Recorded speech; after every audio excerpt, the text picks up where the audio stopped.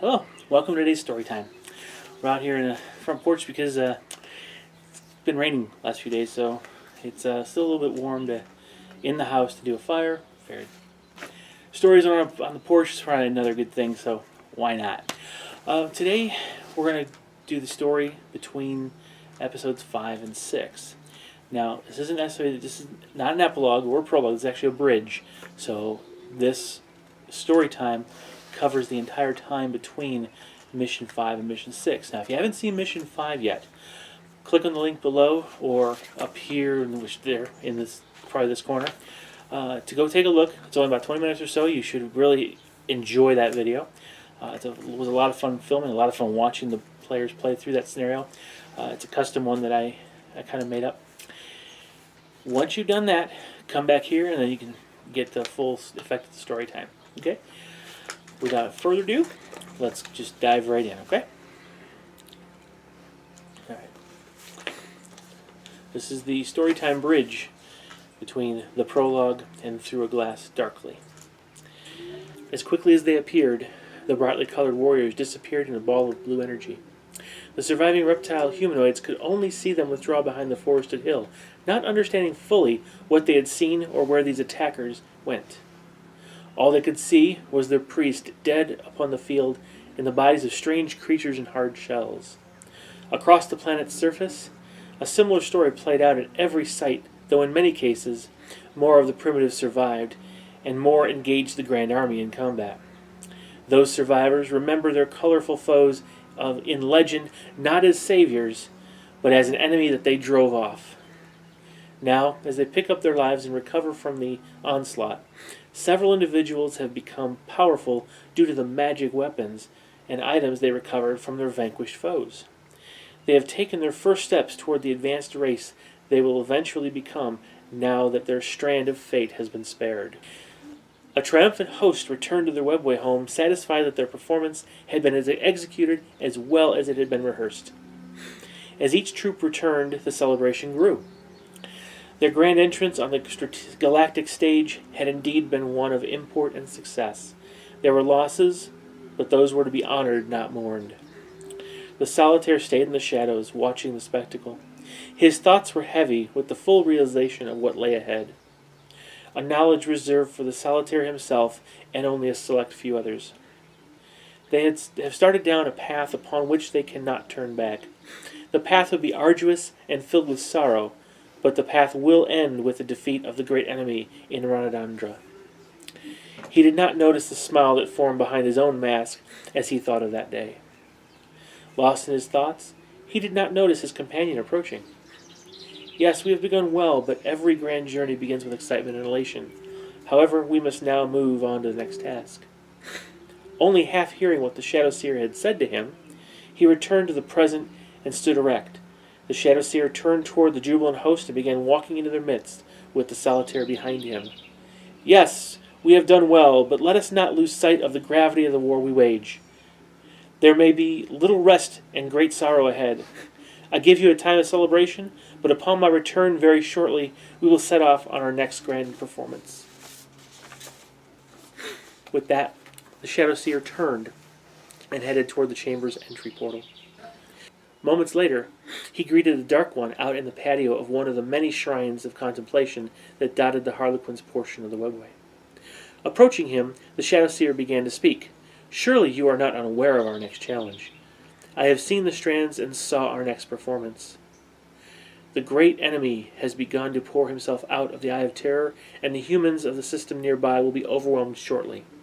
The Dark One replied, Yes, I have seen this, but you cannot prevent the fall of the human world Cadia. The Shadow Seer responded, That is not my intent. There is an effort by the enemy to open a portal through which he can move a massed army onto the forces of the planet the humans call Orax in the Agrippina system. This portal will allow the enemy to mass a force larger than that of the human defenders, and this will simply speed their defeat. In fact, it will also destroy a handful of marked individuals who will one day bring the enemy great harm, if only they are not destroyed in the enemy's onslaught. You know of this portal, I believe, replied the Dark One.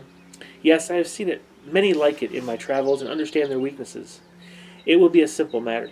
The Dark One cut him off. The price will be high, Still, you have discerned Cegorach's will rightly. This will not be the easy struggle you imagined, and that many of you will not return. Talk of this no more, and do what must be done." Without a word, the Shadow Seer turned and walked back to the chambers where the celebration continued. "Sir," shouted the grizzled sergeant as he entered the major's tent and stood at attention. The major replied, "At ease, Huddleston." The sergeant's posture relaxed. "We have identified an enemy signature on the planet. You are not going to like it. It appears the enemy has either discovered or created a gateway to the Immaterium in our sector. As you know, we do not have Imperial naval support at this time, so we need you and your team to make your way to the position and place the portal under observation. You are to monitor the enemy's use of and operation of the gate, and gather any information that may prove useful in determining a way to destroy it. Assemble your squad and report to the quartermaster to requisition the equipment you will need." "Yes, sir," replied the sergeant as he snapped to attention and saluted. "You are dismissed, and may the Emperor protect." The huge gems within the arching stone pillars glowed faintly with a fiery red radiance. The ruined dais began to hum with a strange energy. The three sorcerers standing on the dais continued their chant, and the blood-red stones set in the arching portal spires began to glow more intently. An orange lightning suddenly arced from the tallest spire and struck the large sculpted skull face in the center of the dais. Their chanting grew more intense, and more lightning arced. Suddenly, a vortex of orange energy erupted from the center of the dais. Out of the swirling wall of energy stepped the first of dozens of Chaos Marines clad in a metallic blue-green armor, a green hydra on their shoulder. Every few minutes, the chanting of the sorcerers would cause the portal to glow, and another unit of enemy warriors or a vehicle would arrive atop the dais. The patrol, hidden in their rocky position, watched each arrival in silence, noting the details of every action made by the sorcerers or the portal itself. Well, I hope you enjoy that.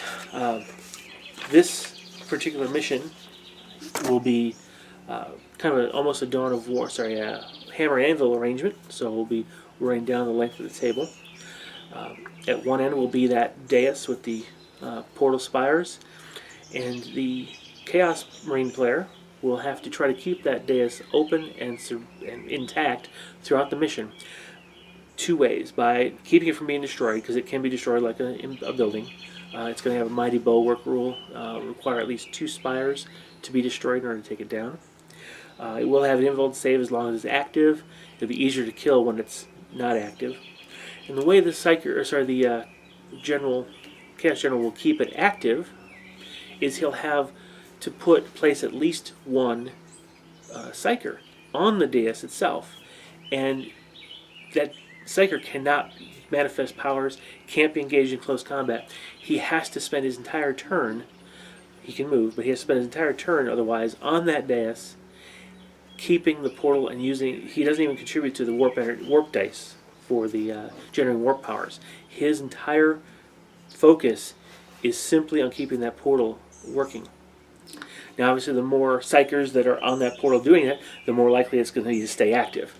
Of course, anything can happen in battle, so we'll see how that all plays out.